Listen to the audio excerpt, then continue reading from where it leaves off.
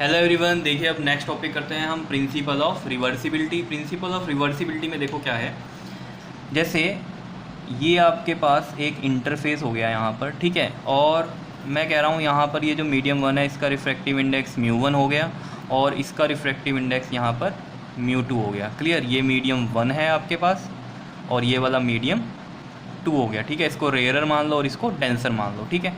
ये आई आपके पास incident ray. अगर ये इंसिडेंट रे है तो नॉर्मल भी बनेगा इसका, ठीक है। नॉर्मल कैसे बनाते हैं हम, इस तरीके से, that is perpendicular to that interface. Clear.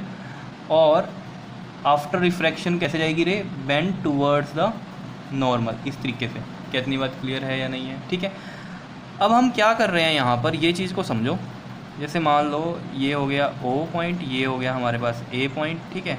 और यहाँ पर मैं क्या कर रहा हूँ, एक मिरर को लगा रहा हूँ, ठीक है। एक मिरर लगा दिया और इस पर जो लाइट है वो कैसे फॉल हो रही है, नॉर्मली फॉल हो रही है, ठीक है। और ये पॉइंट आ गया हमारे पास B पॉइंट। क्लियर। अब देखो जब नॉर्मली इस मिरर पे जाएगी तो मिरर से तो क्या हो जाती है, रिफ्लेक्ट बैक। और अगर नॉर्मली जाती है तो वो उसी पाथ पे ही बैक हो जाती है, ठीक है। तो जैसे यहाँ पर ये आई नॉर्मली और यहीं से ये बैक हो जाएगी इस तरीके से, ठीक। तो ये होती है प्रिंसिपल ऑफ रिवर्सिबिलिटी। क्या इतनी बात क्लियर है क्या, कि अगर ये हमारे पास रिफ्रैक्शन के थ्रू आई लाइट और हमने इसको रिफ्लेक्ट बैक कराया तो ये अपना पाथ जो है रीट्रेस करेगी जिससे वो आई है, ठीक है। और यहाँ पर ये एंगल ऑफ आई हो गया और ये हो गया एंगल ऑफ आर। अब कई बच्चों को समझ में नहीं आ रहा होगा कि यहाँ पर ये मिरर लगाया तो ऐसे कैसे गई रे। देखो आपको पता है नॉर्मली कि मिरर अगर ये इस तरीके से लग रहा है हमारे पास, ठीक है, ये इंसिडेंट रे आई और ये हमारे पास नॉर्मल होता है तो ये रिफ्लेक्ट बैक हो जाती है इस तरीके से, ठीक है। लेकिन अगर आप मिरर के अंदर क्या करोगे, लाइट को फॉल करवाओगे नॉर्मली, तो होगा क्या।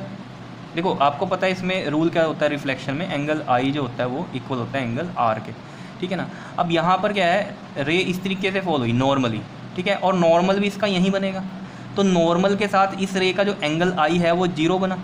तो ऑब्वियस सी बात है जो एंगल ऑफ रिफ्लेक्शन बनेगा वो भी क्या होना चाहिए, 0। तो इसका मतलब 0 को कैसे बनेगा, इसी पाथ पे ये रिट्रेस कर जाएगी। इतनी बात क्लियर है। तो ये चीज़ यहाँ से समझिए, ये नॉर्मली फॉल करी है इस पर, इसलिए ये इसी पाथ पे क्या हो गई, रिवर्स बैक हो गई। ये क्या होती है, प्रिंसिपल ऑफ रिवर्सिबिलिटी। क्या इतनी बात क्लियर है या नहीं है, ठीक है। यही लिखा हुआ है हमने यहाँ पर, if a mirror is placed in the way of refracted रे, ठीक है। If a mirror is placed in the way of refracted रे, ये रिफ्रैक्टेड रे है और इसके पाथ में हमने क्या किया, एक मिरर को प्लेस कर दिया, such that it falls normally on the mirror. मतलब ये रे कैसे फॉलो इस पर, नॉर्मली, ठीक है ना, 90 डिग्री पे फॉलो। देन द रे रीट्रेसेस इट्स पाथ। तो रे क्या करेगी, रीट्रेस करेगी अपना पाथ, यहाँ पर भी और इधर वाले पे भी ये रीट्रेस करेगी पाथ। क्या इतनी बात क्लियर है या नहीं है। इसको देखो हम मैथमेटिकली कैसे बता सकते हैं वो चीज़ समझते हैं। देखो हम यहाँ करते हैं बात, व्हेन पाथ इज़ OAB, जब पाथ हम ले रहे हैं OAB तो अप्लाई करो ज़रा Snell's law, apply Snell's law. आपको बताया था मैंने कैसे अप्लाई करते हैं स्नेल्स लॉ। ये μ1 है और ये एंगल I है, तो हम कैसे लिखेंगे यहाँ पर, जल्दी से बताओ ज़रा। μ1 साइन I इक्वल टू में ये आ जाएगा μ2 साइन R, μ2 साइन R। क्यों, क्योंकि OAB में कैसे जा रही है लाइट, मीडियम 1 से मीडियम 2 में, तो इस वजह से μ1 साइन I और μ2 साइन R।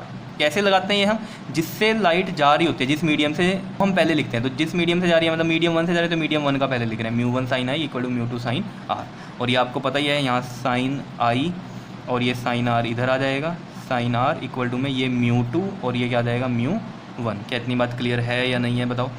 अब आपको पता है ये μ2 μ1 को हम कैसे लिखते हैं, देखो साइन I अपॉन में ये साइन R हो गया, इसको हम लिखते हैं μ1 और ये 2, 1 μ2 लिखते हैं कि 1 से लाइट गई है 2 में, तो यही फॉर्मूला इसी तरीके से हम लिखते हैं। कितनी बात क्लियर है। इसको फर्स्ट इक्वेशन मान लो, ठीक है। अब पाथ उल्टा ले लो, जो रिट्रेस हुआ है वो पाथ कौन सा है हमारे पास, BAO। तो यहाँ लिखते हैं हम व्हेन पाथ इज़ BAO। अब पाथ हमने BAO ले लिया, तो अब अप्लाई करो Snell's law, apply Snell's law. तो देखो अब अप्लाई करेंगे, देखो अब कहाँ से जा रही है रे, μ2 यानी कि मीडियम 2 से मीडियम 1 में, तो जहाँ से जा रही होती है वो पहले लिखते हैं, तो पहले ये लिखेंगे μ2 साइन, यहाँ R है तो साइन R आएगा, और जा कहाँ रही है 1 में, तो μ1 साइन I लिखेंगे। क्या इतनी बात क्लियर है या नहीं है, बताओ, समझ में आई है बात। अब देखो यहाँ भी वही चीज़, साइन वाली पहले लिख देंगे साइन आर, और ये साइन आई इधर आ जाएगा, और ये क्या हो जाएगा आपके पास μ1 और ये आ गया μ2। अब इसको भी लिखने का तरीका क्या होगा, देखो साइन आर और ये साइन आई μ1 बाई μ2 है, ठीक है ना। और वैसे भी आप समझो कि लाइट रे कैसे जा रही है, 2 से 1 में जा रही है। कहाँ जा रही है, 2 से 1 में, तो हम कैसे लिखेंगे 2μ1 इस तरीके से। कितनी बात क्लियर है या नहीं है, ये चीज़ मैंने आपको बता दी है बहुत बार। रिफ्रैक्टिव इंडेक्स ये 1 का है तो 1 ऊपर आया और ये 2 नीचे आया, इस तरीके से हम लिख सकते हैं इन चीज़ों को, ये बहुत बार डिस्कस भी हो गई है बात, ठीक। ये हो गई हमारे पास सेकंड इक्वेशन, क्लियर। अब मल्टीप्लाई कर दो 1 और 2 को, मल्टीप्लाई 1 और 2। मैं ये क्यों करवा रहा हूँ, क्योंकि यहाँ से आपके पास एक फॉर्मूला पता चल जाएगा आपको रिवर्सिबिलिटी में क्या होता है, ठीक है। तो 1 और 2 को मल्टीप्लाई करेंगे तो देखो क्या होगा, लेफ्ट हैंड साइड क्या है 1 में साइन आई, ओवर में साइन आर, और इधर लेफ्ट हैंड साइड 2 में क्या है साइन आर अपॉन में साइन आई। इनको मल्टीप्लाई कर दिया, लेफ्ट साइड को लेफ्ट साइड से और राइट हैंड साइड को राइट हैंड साइड से। यहाँ क्या है ये 1μ2 इंटू में ये क्या है 2μ1। फर्स्ट में ये है राइट साइड और सेकंड में ये है राइट साइड, तो इनको मल्टीप्लाई कर दिया। क्या इतनी बात क्लियर है या नहीं है, बताओ ज़रा जल्दी से, समझ में आ रही है चीज़, ठीक। अब देखो ये साइन आर से ये साइन आर कैंसिल हो गया आपके पास, और साइन आई से ये साइन आई कैंसिल हो गया। क्या इतनी बात क्लियर है या नहीं है। तो ये आ गया आपके पास 1 इक्वल टू में 1μ2 इंटू में 2μ1। समझ रहे हो। तो इसको हम लिख कैसे सकते हैं, आप देखो ज़रा, इसको मैं अगर इधर ले जाऊँ 1μ2 और ये 2μ1 ऐसे लिख सकता हूँ। इंटरचेंज कर दी मैंने पोजीशन, राइट साइड को लेफ्ट साइड ले आया और लेफ्ट साइड को राइट साइड, तो इसमें कोई साइन चेंज नहीं करने पड़ते हमें, ठीक है ना। समझते हो ये सब चीज़ें, तो लिख सकते हैं ऐसे इस इक्वेशन को। अब देखो जो 1μ2 है इसको मैं ऐसे भी लिख सकता हूँ ना, 1/2μ1 इधर चला जाएगा। क्या इतनी बात क्लियर है या नहीं है, बताओ ज़रा। लिख सकते हैं इसको, या फिर और 2μ1 इधर रहने देते तो ये क्या आ जाता 1/1μ2, इस तरीके से भी लिख सकते हैं। तो ये फॉर्मूले होते हैं आपके पास, ठीक है। तो यानी कि refractive index of 2 with respect to 1 is equal to क्या होगा 1 में refractive index of 1 with respect to 2।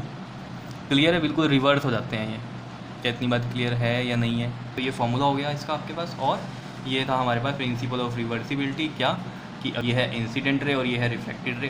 तो अगर हम यहाँ मिरर लगाते हैं तो ये जो रिफ्लेक्ट बैक होगी लाइट, तो ये क्या होगी अपना वही पाथ फॉलो करेगी जिससे ये आई थी। क्या इतनी बात क्लियर है या नहीं है, समझ में आया प्रिंसिपल ऑफ रिवर्सिबिलिटी और कैसे हमने स्नेल्स लॉ को अप्लाई किया है, ये भी आपको क्लियर हो गई होगी चीज़, ठीक है। क्योंकि इसका भी यूज़ होने वाला है आगे हमारे पास जो टॉपिक्स आएंगे कि कैसे अप्लाई करना है स्नेल्स लॉ, उसी के अकॉर्डिंग वो डेरिवेशंस आपकी होंगी, ठीक है। तो स्नेल्स लॉ भी अप्लाई करना आपको आना चाहिए अच्छे से, क्लियर। तो आ गया समझ में प्रिंसिपल ऑफ रिवर्सिबिलिटी, क्लियर जी, ओके, थैंक यू।